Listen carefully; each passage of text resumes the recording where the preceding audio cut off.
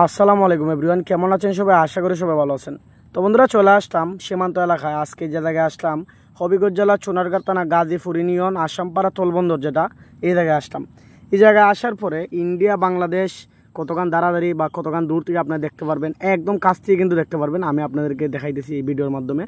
তো এটা কিন্তু 2017 সালে কাজটা শুরু করা হয়, 2023 সালে মোটামুটি কিছু কাজটা শেষ করা হয়। এই জায়গার মধ্যে আমি ঢোকার পরে বাংলাদেশ বিজিবি সাইডে থাকে আর ইন্ডিয়ান বিএসএফ এই সাইডে থাকে। এখন আমি যে জায়গায় আছি এটা কিন্তু একদম অপর সাইডে, ইন্ডিয়ার সাইডে আছি। আমাদের বাংলাদেশ সীমান্ত দাঁড়ালে আছি, অপর সাইডে ইন্ডিয়া, এই সাইডে বাংলাদেশ।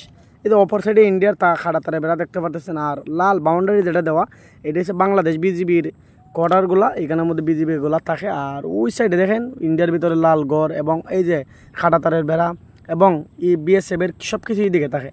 তো এখন আমি যে জায়গায় আছি দাঁড়াইল, এটা হচ্ছে বাংলাদেশ। আর অপর সাইডে দেখতে পাচ্ছেন ইন্ডিয়ার লাইটগুলো দালাইল, চতুর্দিকে ওরা সীমান্ত ভাই ওরা এইগুলো দালাইল। আমি যেখানে, এটা হচ্ছে বাংলাদেশের এই তোলবন্দরটা অনেক উন্নত করা হয়েছে, অনেক সুন্দর করে বানানো হয়েছে। এটার ভিতরে সুইমিং পুল এবং বিভিন্ন টাওয়ারগুলো সব কিছু দেওয়া আছে। এটাও অপর সাইডে যদি দেখেন ইন্ডিয়ার এই সাইড, এইটা হচ্ছে আমাদের বাংলাদেশের সাইডের ভিতর, যেখানে তোলবন্দরের বাউন্ডারির ভিতরে এটা সুইমিং পুল বানানো হয়েছে। এখানের মধ্যে বিজিবি এই জায়গায় বা যেটাই করে এই জায়গায় যাইতে কিন্তু অনেক কষ্ট, রাস্তাঘাট কাদা এবং অনেক ঝামেলা করে আমরা গেছি। এই জায়গায় যাইতে গেলে অনেক কষ্ট করে আপনারা যাইতে দেবেন। আর ভিডিও ভালো লাগলে লাইক কমেন্ট শেয়ার করে দিন। আসসালামু আলাইকুম।